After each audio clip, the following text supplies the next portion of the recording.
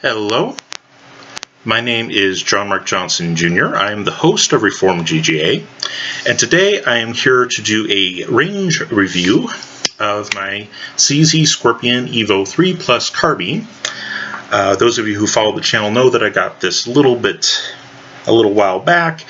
Haven't had the opportunity to go out and shoot it, but yesterday that all changed and I was able to put a bit more than 200 rounds through it. We'll just say 200 plus rounds through it. And so I can report on at least that much of its function. And the short version of it is that it basically ran just fine. CZ has been making their Scorpions for a long time. They've even been making Carbine versions of their Scorpion for quite a long time, and they've pretty well got it dialed in, and for the most part it's a reliable system and it tends to work, and this one doesn't happen to be an exception, at least thus far. Now granted, we're only 200 rounds into it. Once it gets 1,000 or 2,000 plus rounds through it, maybe things will change, but so far it's looking to be rather typical for what I've come to expect from CZ. That being said, I did get some malfunctions. Now, it might sound a little contradictory to say, well, it was just fine, but having malfunctions in 200 rounds, that doesn't sound just fine. And here's the thing. When I was testing it, I also decided to play around with it a little bit and do something that, frankly, I've never seen any manufacturer suggest that you do, and that is I decided to bump fire it. And for those of you who don't know what bump firing is, it's basically just a technique for basically rapid firing the trigger, more so than you would if you were normally shouldering the weapon. I'm not necessarily going to go over all the details right now because this isn't a video on bump firing, but the main gist of it is that when employing that technique, the stock of the gun, if you're using something that's a rifle like this, the stock actually is not going to be firmly pressed into your shoulder like it normally is, which means that the gun itself is going to reciprocate a little bit more than it normally would because it's not pressing up against the shoulder. And that means that the chassis of the gun moves more than it is designed to. And that means that the bolts relative to the chassis might not get as much displacement as it is supposed to, and of course that can cause feeding malfunctions, and that did happen with this one. I tested it, of course, with the original lower that you see in there right now that has the nice push button release for the magazines and all that. Empty magazine, gun is already checked and cleared off camera, but yeah, nice push button release. I tested it with this lower, and with the lower that it came with, perfectly fine. Even when bump firing, it's perfectly fine with the factory magazines. And but when I switched out to my pistol lower, because I still have a pistol running around, it's not as much fun after the ATF did their thing, but I still have a pistol lower. And look at that thing. That thing is absolutely filthy. I put only 85 rounds through the lower when I was out there. That's 85 out of that 200 plus. And you can see how dirty it got. Blowback guns, by the way, get dirty in a hurry. They really do. And given that this one is a tan lower, you can really see the carbon fouling very, very, very, very easily and distinctly there. Blowback guns, they are really fun to shoot and whatnot, but yeah, cleaning them is definitely a little bit of a chore. But I'm getting off topic. Like I said, I tested the gun with this lower in it as well, and when I had this lower in it, I was using the PSA magazines. And the PSA magazines, unfortunately, sit just a little bit proud, just a little high compared to the standard magazines. And with the gun not being held firmly in place, when you're bump firing, you don't do that. The combination of a magazine that was sitting a little proud and the gun not being held in as firmly a position as it normally would be wound up with some cycling malfunctions. Most of it was like feeding type malfunctions. I think one of them was a stovepipe, but the other two were feeding malfunctions. And that's fairly normal if you're going to do that. Not all guns bump fire as reliably as others do, and it really does depend on a combination of factors. It usually depends on how powerful or not the ammunition is, how tight of a grip you're getting with your offhand, because it's usually your offhand that supports the weapon in that case instead of your shouldering absorbing most of the impact. Variety of different conditions, but basically with this lower, with the PSA magazines, it didn't bump fire very well, and I did get some malfunctions because of that. However, in every other case that I was not bump firing it worked just fine with this lower and with the original lower in there as well. Both of them worked just fine, and even the original lower, like I said, it bump fired just fine too, with the factory magazines, that is. So yes, those are technically malfunctions, but at the same time, given that guns are not really designed to be bump fired, that, you know, it's par for the course and it happens. It's the same thing with semi-auto handguns. You can get what is called a limp wrist malfunction, which is basically the same thing. If you don't grip a semi-auto handgun tightly enough, securely enough, the frame will wind up moving back with the slide, and if the frame moves with the slide, that's a problem because it's displacement of the slide that kicks the casing out and winds up shoving the new cartridge into the chamber. If you don't get that displacement, it doesn't cycle properly. And that's a well-known thing with semi-autos. If you have a limp wrist, you're going to induce malfunctions. Same thing with bigger guns. If you are not shouldering them, like they're designed to be shouldered, but instead are holding the gun forward, then yeah, you can get cycling malfunctions. That's all that is, and that's why I'm not terribly worried about it.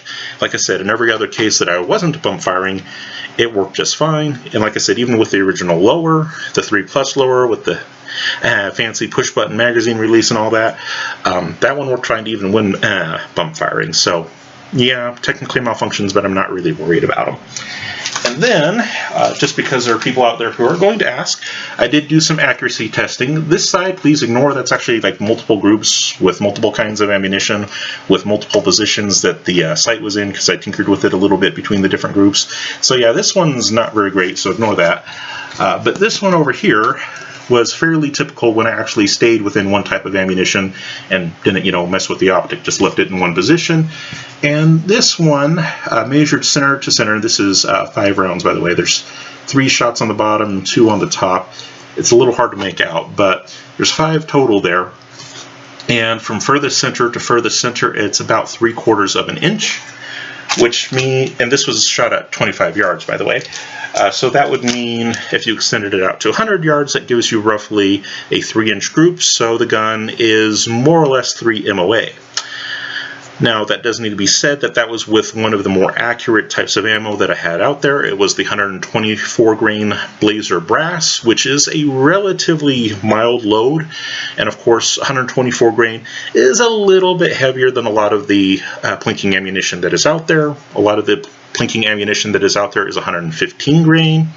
And of course, 115 grain usually is a little bit faster and oftentimes doesn't result in a very good powder burn. So 115 grain ammunition, even out of a long barrel, can sometimes be a little inconsistent. Excuse me. As I've said in other videos, I have digestive issues. I can't always control when they become an issue, so just please bear with it. Moving on. So that particular group was shot with 124 grain ammunition, and it was a fairly weak powder charge. Blazer Brass tends to be a little bit lighter on the powder charge that they put in with. And what that means with the long barrel, like on this guy, you'll actually get a fairly efficient burn. A heavier projectile plus a relatively small charge usually means more efficient burn and better accuracy than you're going to get with some other rounds. With some of the other rounds that I got out there, I was getting closer to 5 MOA, just for what that's worth, although a lot of that was plinking ammunition that you wouldn't expect great accuracy out of anyways, like some of the Tula stuff or some of the copper-plated steel case rounds that are out there. You know, most of that stuff isn't really meant to be very precise in the first place, so you know, bear that in mind. But the 124 grain Blazer Brass did do a little bit better than those. Like I said, it's about 3 MOA. And if I had some defensive rounds out there, some good defensive rounds out there, I probably could have tightened it up a little bit more than that. Not that I've tried it in this gun yet, unfortunately, but other PCCs that I've done that with, if I can find a good defensive round that they like, because a lot of the defensive rounds are made to a little bit higher standards, and they also have that hollow cavity in front that tends to stabilize them a little bit better. With some of those, sometimes I can get under 2 MOA. So yeah, I think that this gun is technically a little bit more capable than what we're seeing here with this target, but that was with range ammunition. Granted, it's range ammunition that's going to be more consistent than some of the others, but with, you know, range ammunition, 3 MOA is not bad. Like I said, a lot of PCCs with generic bulk ammunition will get you around 5 MOA. If you happen to find a good defensive load that's really consistently loaded and has good ballistic characteristics in terms of the hollow point, lending, and accuracy and those kinds of things, sometimes you can get under 2 MOA. But it does need to be said that with 9mm, those saying what MOA it is can be very misleading, and that 9mm groups tend to degrade pretty quickly with distance. At 25 yards, it is what it is, and that's usually fairly reliable. But between 25 and 50 yards, you can see a lot of degradation, depending on the particular round that you're talking about. Sometimes they hold pretty good out to 50 yards, but there are some that will not, some types of ammunition that will not hold very good groups going out to 50 yards, like at all. You'll shoot them at 25 yards, and they'll be a decent group, you know, 5 MOA or something like that. Shoot them at 50 yards, and sometimes, not all the time, but sometimes you'll get like a 50% increase in group size. That is if you're measuring it by the angle, not at the final size. But instead of 5 MOA, it might be more like 7.5 MOA. And the reason for that is that 9mm is one of those rounds that has a speed, at least depending on the particular, you know, barrel length and the particular projectile and the particular powder load, it can have a velocity that is really close to the speed of sound at whatever elevation you're shooting at, because that's mostly what determines the speed of sound, is what your elevation you're shooting at. Well, not just shooting at, but where you happen to be is usually elevation dependent for the speed of sound. And if the 9mm round happens to start out at a velocity that is higher than the speed of sound, well, its tendency, of course, is going to be to slow down as it goes downrange, like all bullets do, but it's close enough that it usually slows down under the speed of sound pretty quickly. A lot of times, especially if you're firing it from a handgun barrels are, of course, not very long, and they don't usually give a huge amount of velocity. And so it is possible with some 9mm loads to start out supersonic, start out faster than the speed of sound, and by the time that the round has reached the target within even 25 yards, it will already have dropped to a subsonic speed, already have dropped down below the speed of sound. And within 25 yards, that doesn't usually matter a whole lot, just because there's not a whole lot of deviation that is possible in such a short distance. And so within 25 yards, a lot of 9mm rounds kind of more or less perform the same. But once you start getting past 25 yards, that's where that transition from supersonic to subsonic really starts to play into it. You have more time going through the air, you have more air resistance, and any destabilization that happened in that process of going from supersonic to subsonic is going to start to weigh on the group size that much more. You'll just get more and more deviation. So a lot of people, and this is technically true of just about all cartridges that are that can be shot, if they're supersonic, their cone of accuracy, if you will, becomes more of a trumpet at the end. And once you get past that transonic phase, it's really, really hard to maintain accuracy because the rounds tend to destabilize after that point. And 9mm is certainly like that. It's just that it happens much closer to the shooter than it does with normal rifle rounds. And so, yeah, like I said, sometimes will happen within 25 yards, but almost always somewhere between 25 and 50 you'll go through that transonic zone and it'll start to weigh out. And so you can have a gun that has pretty good accuracy up close, you know, within 25 yards it shoots a pretty tight group, but start taking to 50 yards, and especially if you try to take it beyond 50 yards, sometimes it just kind of goes to pieces and you can't make much of it. And that usually depends a lot on kind of experimentation. There are some rounds that will start supersonic, go to subsonic, and actually go through that transition fairly well. There are other rounds that don't. Another thing that you can look into is rounds that actually start out subsonic, so that they never have to go through that transition. Now those rounds will of course be slower if they start out subsonic. And so there's going to be more drop with distance, but it'll usually be a lot more predictable drop. That is, you'll actually have a cone of deviation instead of a trumpet of deviation. So if you are wanting to do semi-long range shooting with 9mm, you're not going to get anything near to truly long range with 9mm. But if you want to do something that's a little bit longer range with 9mm, say 50 yards, maybe even clear out to 200 yards, I would really strongly suggest that you look into getting some fairly heavy for caliber cartridges that will start out subsonic so that they end up still subsonic.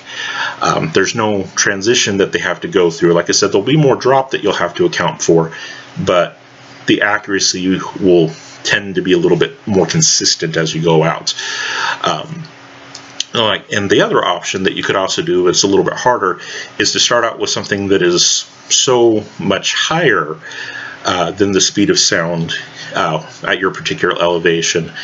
That's even 50 yards plus, even out to 200 yards, it's still supersonic. If you can still keep it above the speed of sound all the way out to the target, that'll aid in consistency as well. But those kinds of rounds are typically a lot harder to find, because 200 yards, keeping a 9mm supersonic for 200 yards is really difficult.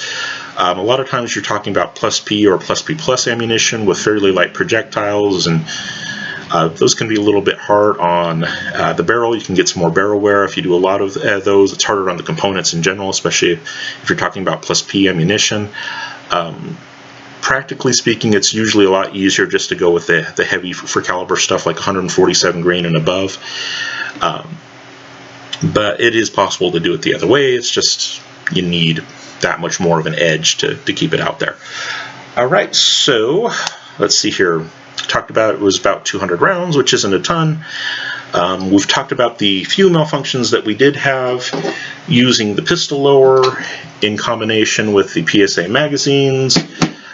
Basically the equivalent of limp wrist malfunctions, but just in rifle form. That's the problem with bump firing. It's not always the most reliable form. It's fun, but it's not always the most reliable, and it can induce malfunctions. Not a very big deal. It happens when you're doing that kind of firing. But any normal kind of firing that I did, it worked just fine. Not really a whole lot to say about that. The optic that I have on here, this is the Holosun, what is this? The 503G, which has the ACSS reticle in it from Primary Arms. That performed just fine. I liked it. It was, definitely accurate enough for the purpose involved. Oh, one more thing that I did want to mention. Yes, the Holosun optic was fine. One thing that I did not remember being an issue with my previous Scorpion carbine is that the juncture of the stock is just loose enough that my beard hairs will fit in there and it'll pinch when firing. And so that was a little bit annoying. It is a little bit of a beard pincher. The simple solution for me is just to pull the stock out one position, and that way I'm just a little bit off of that hinge and it doesn't affect me anymore.